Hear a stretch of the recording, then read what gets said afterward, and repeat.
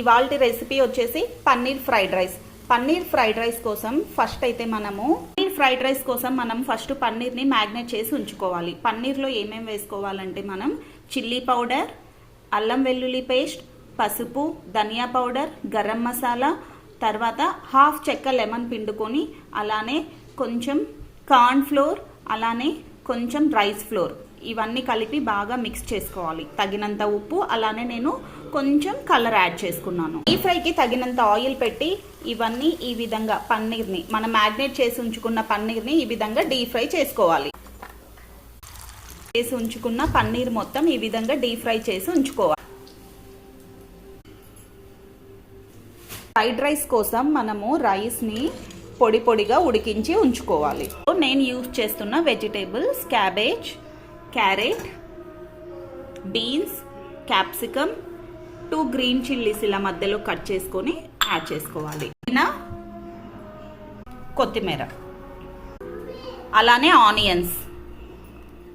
Stove వెలిగించి కడాయి పెట్టుకోవాలి. కొంచెం ఆయిల్ యాడ్ చేసుకోవాలి. పచ్చిమిర్చి యాడ్ చేసుకోవాలి. కరివేపాకు కొంచెం యాడ్ చేసుకోవాలి. మనం కట్ చేసి ఉంచుకున్న అన్ని వెజిటేబుల్స్ యాడ్ చేసుకోవాలి. క్యాప్సికమ్, క్యారెట్, బీన్స్, అనే క్యాబేజ్. మనం ఒక 2 మినిట్స్ వరకు హై ఫ్లేమ్లోనే ఉడికించుకోవాలి. మనం ఫ్రైడ్ రైస్ చేసుకునేటప్పుడు స్టవ్ని అస్సలు సిమ్లో పెట్టుకోకూడదు, హై ఫ్లేమ్ పైననే చేసుకోవాలి. 1 టేబుల్ స్పూన్ అల్లం వెల్లుల్లి పేస్ట్ యాడ్ చేసుకోవాలి.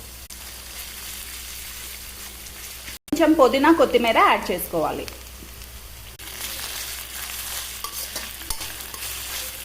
ఫ్రై చేసి ఉంచుకున్న పన్నీర్ యాడ్ చేసుకోవాలి. ఇప్పుడు మనం రైస్ యాడ్ చేసుకోవాలి. రైస్ యాడ్ చేసుకున్నాక స్లోగా ఇదంతా మనం బాగా మిక్స్ చేసుకోవాలి. మనం స్పైసెస్ యాడ్ చేసుకోవాలి. First 1 spoon chilli powder, turmeric powder, spoon ధనియా powder, half spoon garam masala, spoon pepper, spoon chicken masala powder. స్లోగా బాగా మిక్స్ చేసుకోవాలి. ఉప్పు 2 స్పూన్స్, ఇందులో మనం సోయా సాస్ యాడ్ చేసుకోవాలి. కొంచెం vinegar. Tasty paneer fried rice ready. Tasty paneer fried rice ready.